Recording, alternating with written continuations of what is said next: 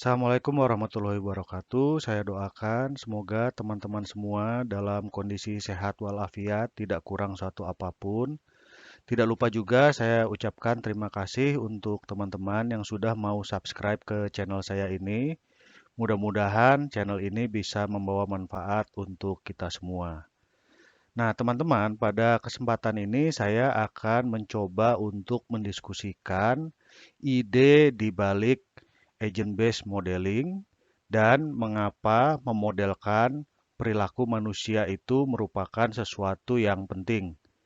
Jadi ceritanya minggu lalu saya ada kesempatan untuk diskusi bareng sama Pak Mursyid. Pak Mursyid itu adalah dosen saya dulu di ITB waktu saya belajar operational research dan juga sama Siska. Jadi Siska ini adalah adik kelas saya dulu waktu saya masih kuliah di ITB. Jadi intinya mereka ingin tahu keunikan dari agent based modeling ini seperti apa dan kenapa keunikan ini penting. Baiklah teman-teman, mari kita mulai diskusi kita pada hari ini. Jadi teman-teman, agent based modeling ini meyakini bahwa suatu sistem pasti terdiri atas banyak komponen. Misalnya sistemnya ini adalah populasi masyarakat di Indonesia. Komponen-komponen penyusunnya bisa jadi provinsi-provinsi, kecamatan-kecamatan, atau kelurahan-kelurahan. Nah, masing-masing komponen atau grup penyusunnya ini juga bisa terdiri atas banyak individu, misalkan keluarga-keluarga atau orang per orang. Saat menganalisis sistem yang besar ini, agent-based modeling meyakini bahwa apapun yang terjadi pada tingkat makro atau populasi itu disebabkan oleh keputusan-keputusan yang dibuat oleh individu pada level mikro.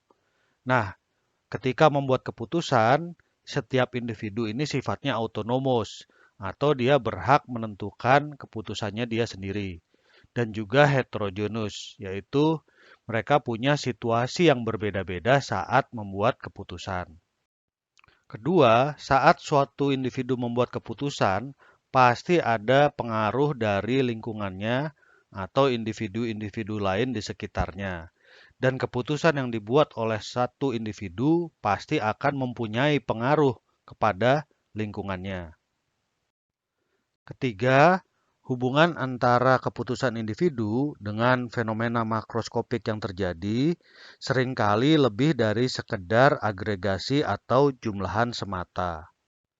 Yang kita lakukan dengan ABM adalah berusaha untuk memahami hubungan antara keputusan yang dibuat oleh individu dengan fenomena makroskopik yang terjadi.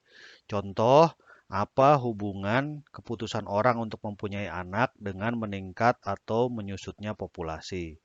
Apa hubungan antara keputusan orang untuk berinvestasi dengan membaik atau memburuknya ekonomi? Kemudian apa dampak dari keputusan orang untuk menghargai tetangganya atau tidak dengan tingkat kejahatan dan usia harapan hidup? Nah, ada bukti empirik yang menunjukkan pentingnya memahami perilaku manusia saat kita sedang menganalisis suatu fenomena makroskopik. Salah satu bukti empirik dari pentingnya memahami perilaku manusia saat menganalisis suatu fenomena itu kita kenal dengan nama efek Roseto. Roseto ini adalah sebuah kota di Amerika yang penduduknya merupakan migran dari Italia. Nah, efek ini pertama kali diamati oleh seorang dokter namanya Stuart Wolf pada tahun 1961. Pada waktu itu, Dr. Stuart Wolf ini menghadiri suatu konferensi dan pada saat istirahat dia bertemu dengan dokter dari kota Roseto. Nah, mereka kemudian ngobrol dan pada saat ngobrol itu, Stuart Wolf menanyakan penyakit apa yang paling banyak menyebabkan kematian di kota Roseto. Ternyata dokter yang dari kota Roseto menjawab bahwa di kota Roseto itu orang hanya meninggal ketika sudah tua. Nah, ini membuat Dr. Stuart Wolf kaget karena biasanya penyakit-penyakit yang paling sering muncul itu adalah penyakit-penyakit kardiovaskuler. Dr. Stuart Wolf kemudian menanyakan tentang gaya hidup di kota Roseto, dan dokter dari kota Roseto menjawab bahwa masyarakat di sana umumnya obesitas, mereka sukanya makan junk food, jika merokok mereka rokoknya tanpa filter, mereka lebih suka minum anggur dibandingkan minum susu atau minuman ringan. Mereka sudah tidak lagi makan makanan Mediterania yang banyak sayur-sayuran dan ikan, lebih sukanya makan gorengan, digorengnya dengan menggunakan lemak, dan masih lagi ditambahi dengan keju. Laki-laki di kota Roseto umumnya bekerja di pertambangan, sering terpapar gas dan debu. Tetapi di kota ini, tingkat kriminalitasnya hampir tidak ada, orang juga tidak butuh public service.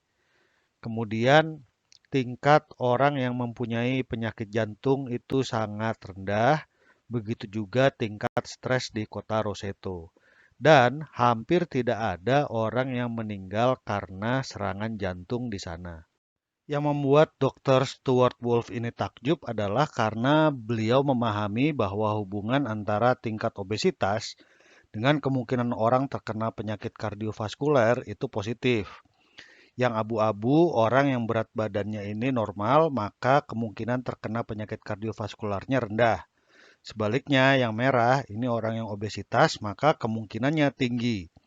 Sementara di kota Roseto hubungannya terbalik. Masyarakatnya obesitas, tetapi orang yang terkena penyakit kardiovaskuler hampir tidak ada. Nah, untuk mengetahui apa yang sebenarnya terjadi di kota Roseto, mereka kemudian melakukan studi banding dengan kota lain yang namanya Bangor. Kota ini sama-sama penduduknya adalah migran dari Italia. Nah, hasil studi banding ini menunjukkan bahwa yang membuat kota Roseto berbeda ini adalah perilaku masyarakatnya satu sama lain. Jadi di kota Roseto ini tidak ada budaya untuk saingan dengan tetangga atau dalam bahasa Inggrisnya no keeping up with the Joneses. Kemudian orang di kota Roseto juga mereka menahan diri supaya hidupnya kurang lebih sama dengan tetangganya. Sehingga ketika mereka punya uang, mereka akan cenderung untuk menahan, misalkan tidak membeli mobil baru atau merenovasi rumah. Kemudian, mereka juga tidak punya budaya untuk membicarakan orang lain atau bergosip. Nah, inilah yang menurut Dr. Stuart Wolf membuat masyarakat di Roseto ini tingkat stresnya rendah, sehingga jumlah orang yang terkena penyakit kardiovaskular menjadi sedikit.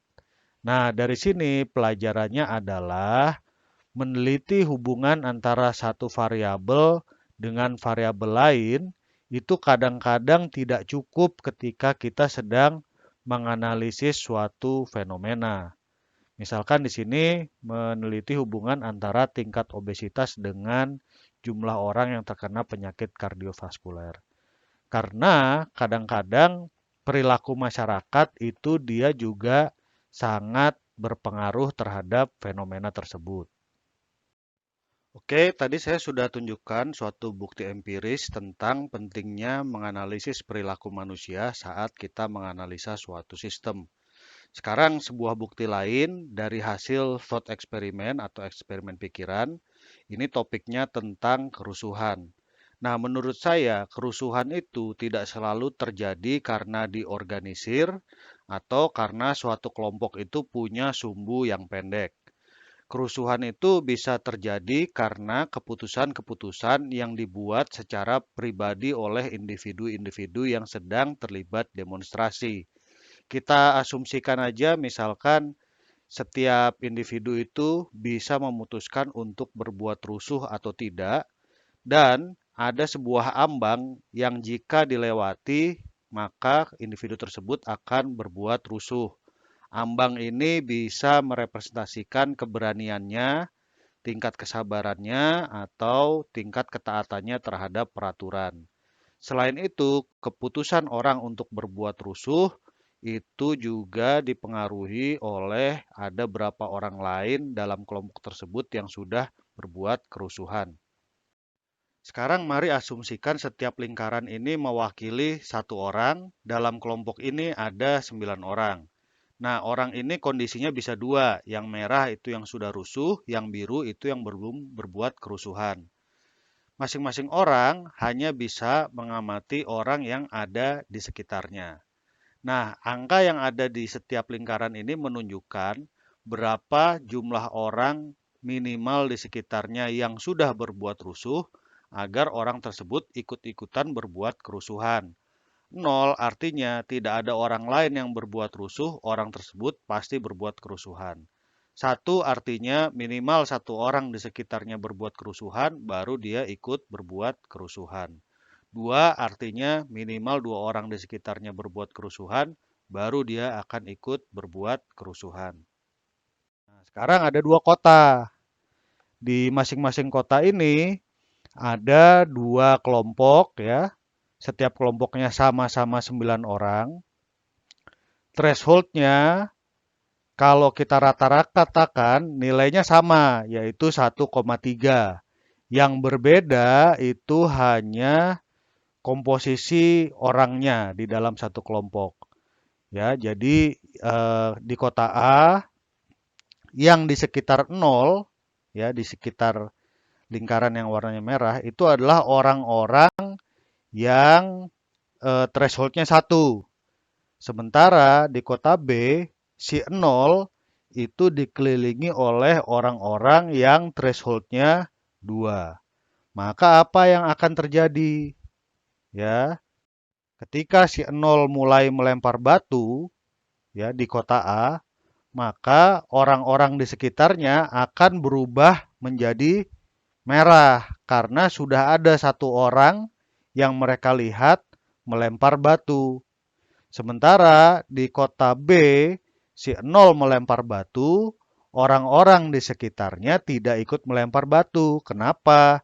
Karena mereka baru akan ikut berbuat kerusuhan jika ada setidaknya dua orang yang melempar batu. Selanjutnya, di kota A, melihat yang thresholdnya 1 sudah melempar batu, maka yang thresholdnya 2 ikut melempar batu karena di sekitarnya sudah ada minimal 2 orang yang melempar batu. Sementara di kota B tetap hanya si 0 yang berbuat kerusuhan. Selanjutnya, di kota A semua orang berbuat kerusuhan. Sementara di kota B itu tidak ada yang berbuat kerusuhan hanya satu orang.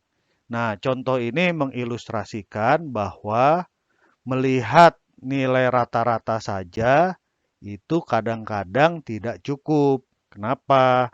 Karena kelompok yang berdemonstrasi di kota A dan kelompok yang berdemonstrasi di kota B itu sumbunya sama, ya, sama-sama 1,3. Yang membedakan adalah interaksi di dalam kelompok tersebut.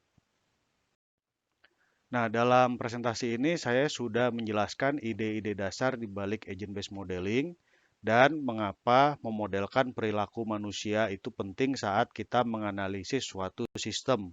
Saya sudah tunjukkan bahwa kadang-kadang menganalisis nilai rata-rata atau hubungan antara satu variabel dengan variabel lain itu tidak cukup. Demikian yang bisa saya sampaikan kali ini. Terima kasih atas perhatian teman-teman semua. Jika ada kesalahan, saya mohon maaf yang sebesar-besarnya. Jika teman-teman punya komentar atau pertanyaan lebih lanjut, silakan teman-teman tuliskan di kolom komentar. Kita berjumpa lagi di kesempatan selanjutnya. Assalamualaikum warahmatullahi wabarakatuh.